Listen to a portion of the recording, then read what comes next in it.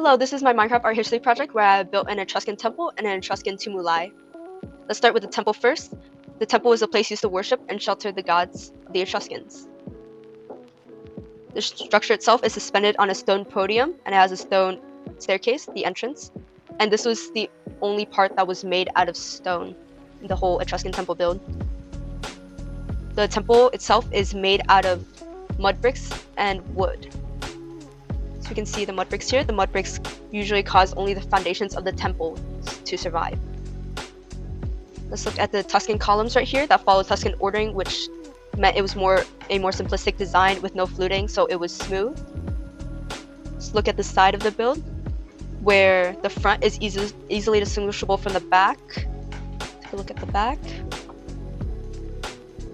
We can see this difference from the front and the back through the widely spread out front and the way that the columns are organized. Let's look on the inside at the three cellas that were made for each of the gods. This room is for Uni, this room is for Tenia, and this room is for Minerva. These three cellas house the chief gods of the Etruscans. Moving on to the roof of the temple, we can see that the roof is raking cornice through here, where it has that triangular design, and it uses logs on the roof. Roof statues also occupy the roof, as we can see here. I made the statues wearing yellow and orange to just make it look more like terracotta, which was what the statues were made of. Statues were all painted terracotta, usually in the color of bronze or gold. Moving on to the Etruscan tumuli. The tumuli covering the tombs, they covered the graves of the dead, and they were usually located outside of the city to separate the living from the dead in a necropolis, which is city of the dead in Greek.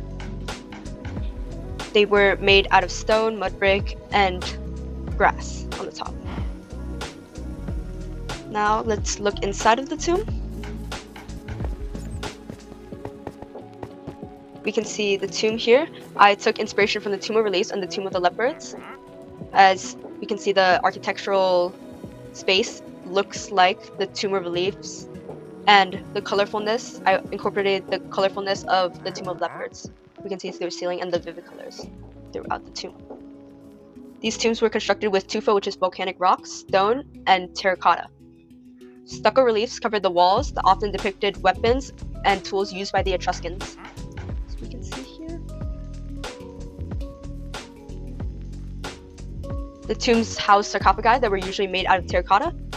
A key point of these tombs was that death was celebrated and not mourned. There was a more positive outlook towards death, and we can see this through the vivid and bright use of colors, which we wouldn't typically see in any other tomb.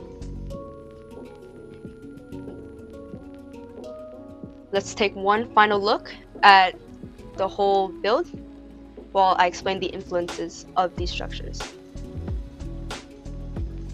The temple was influenced by Greek architecture, but we can see significant differences between the two, as Greek temples usually had no distinguishable front from back, and we can see evidently that the Etruscan temples did have a distinguishable front and back. Also, the columns in Etruscan temples are all located near the front, as opposed to the Greek temples, where they were located all around.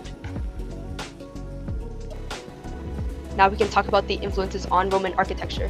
Roman architecture, Marcus Vitruvius Pollio used the remains of Etruscan temples to include information on his 10 books on architecture. And he also used this information on Etruscan architecture to influence later on Roman buildings and architecture. Let's do one final look all around.